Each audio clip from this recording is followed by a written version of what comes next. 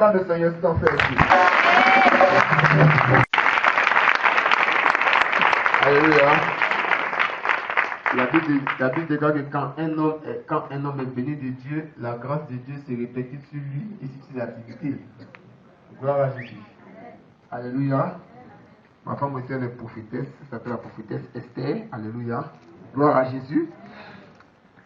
Elle est un grand soutien pour mon ministère. Alléluia. Gloire à Jésus. Elle va se lever. On acclame le Seigneur pour sa vie. À côté, il y a sa collègue, elle s'appelle Dorcas. On acclame le Seigneur pour sa vie aussi. Ici, il est avec l'évangéliste Abakouk. On acclame le Seigneur pour sa vie. Et notre caméraman, l'évangéliste Eddie Melek. Alléluia. Alléluia. Alléluia.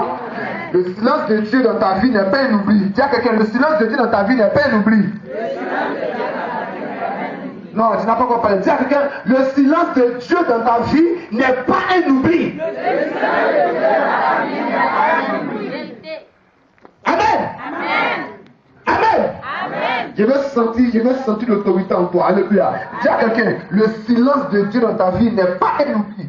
Le silence de Dieu dans ta vie n'est pas un oubli. Attendez, il a commencé ici. Ici. Et il y a quelqu'un. Faut dire, il n'est pas là. Hein? Le silence de Dieu là. Dans ta vie là. C'est pas un oubli. Maintenant, il veut t'entendre dire. Il faut dire ce qu'il a dit là. Viens voir.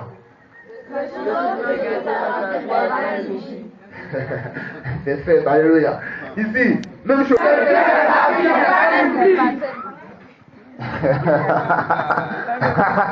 Ici. Voilà.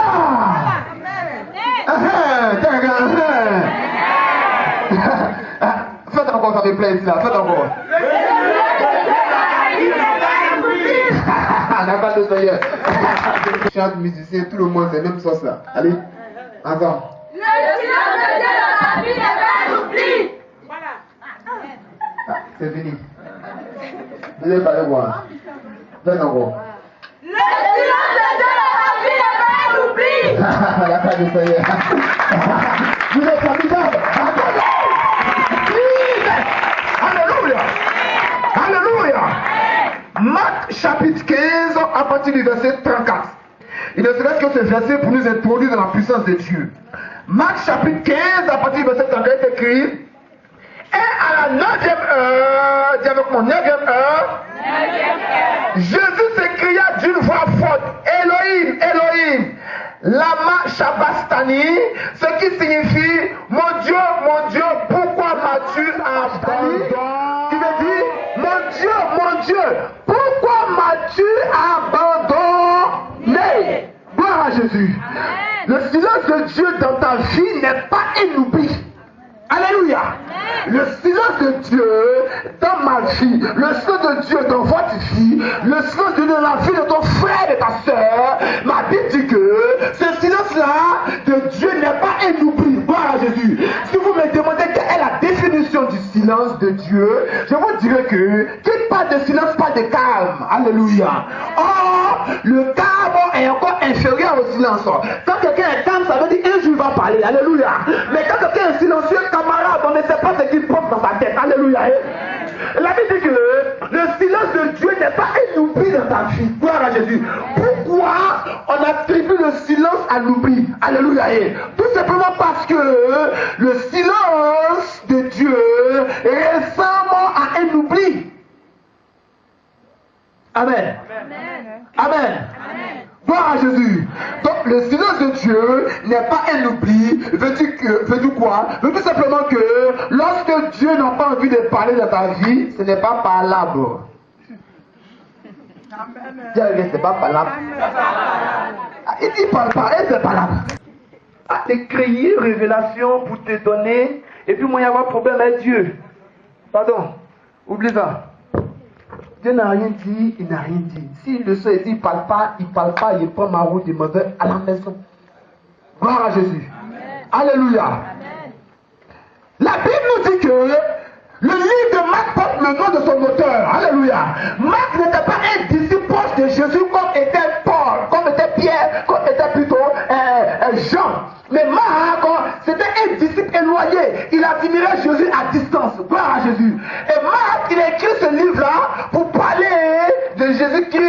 Nazareth. Alléluia. Gloire à Jésus. La Bible nous dit que voici une personne qui s'appelle Jésus. Voici une personne qu'on a annoncée depuis des milliers d'années. Alléluia.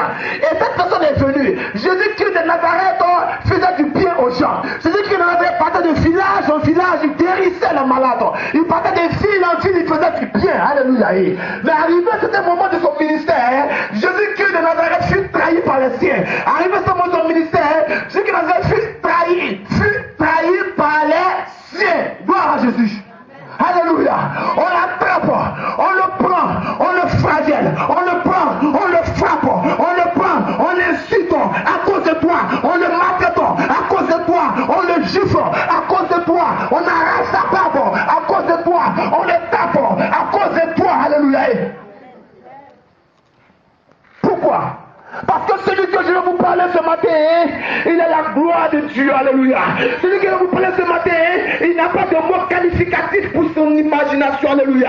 Celui que je vais parler de nous ce matin, ce n'est pas n'importe quel Dieu. Alléluia. Je vais vous parler de celui qui m'a délivré de la mort, qui m'a arraché de la mort. Lorsque j'étais presque mort, je vais te parler de ce gars-là. Il s'appelle Jésus-Christ de Nazareth. La Bible dit là, ils l'ont crucifié. Ils ont dit tout ce qu'on pouvait dire. On l'a regardé comme un impotent. Mon Jésus-Christ de Nazareth. Mon Dieu qui donne la vie, mon Dieu qui donne la paix, mon Dieu qui donne l'amour, mon Dieu qui donne la restauration.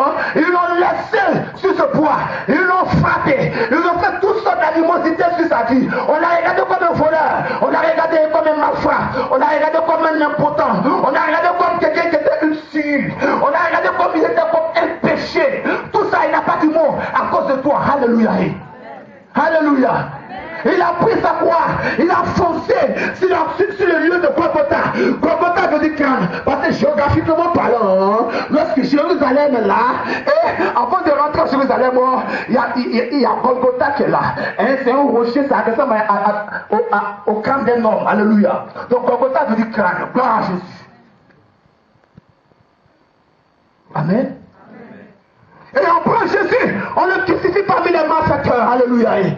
Mais il y a une parole qui m'a touché ici. Au moment où les autres agi, on le frappait, il n'a pas parlé.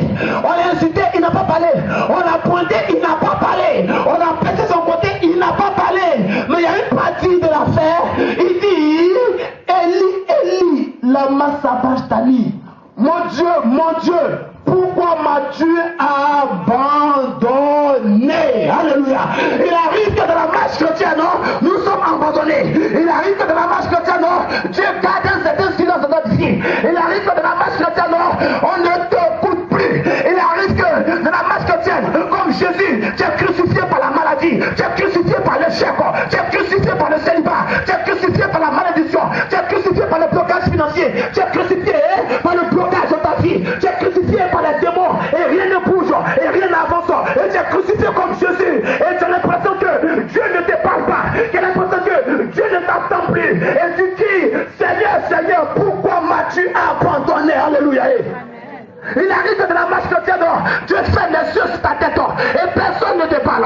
Tu gênes, tu pries, tu te consacres, tu te sanctifies, tu fais tout ce que tu dis, mais il n'y a pas d'issue, il n'y a pas de solution. Tu es là, seul, face à l'épreuve. Tu es là, seul, face à la persécution. Les amis sur lesquels tu comptais t'abandonnent. Les parents sur lesquels tu veux payer ta scolarité te laissent. Et tu es là, ton affaire de Jésus, c'est pour toi seul. On coupe les unions avec toi. Tu veux marcher avec Jésus, continue de marcher. Nous on va te regarder comme ça et tu ne bouges pas, tout est fermé autour de toi, tu gênes, pas de solution, tu pries, pas de réponse, tu fais des offrandes, rien, et Dieu te regarde et tu es dans l'église, tu dis Eli, Eli, la Massabatani. Mon Dieu, mon Dieu. Je prends l'église comme toi. Oh, tu vois, les chrétiens sont méchants. Les chrétiens sont ceci. Ma vie est comme ça. Ma vie est ceci. Personne pour me soutenir. Tu as soif. Tu ne peux pas boire. Tu as faim. Personne ne te nourrit. Et tu es là. Tu regardes la situation. On prêche à l'église même. Ça dépend même si même tu es là, mais tu n'es pas là. Tu ne sais pas où tu es. Tu ne sais pas où tu dors. Tantôt tu dors ici. Demain tu t'endormis au château. Après tu dors à Daou. Après tu dors partout. Alléluia. Et tu te poses la question. Moi, ma vie chrétienne, c'est comment? Les sœurs qui viennent derrière viennent se marier pour me laisser. Les sœurs qui viennent derrière viennent des témoignages avant moi. Et tu te poses la question. Mais laisse-moi te dire que Dieu a un plan. Et Dieu sait ce qu'il fait pour la vie de chaque personne. Amen.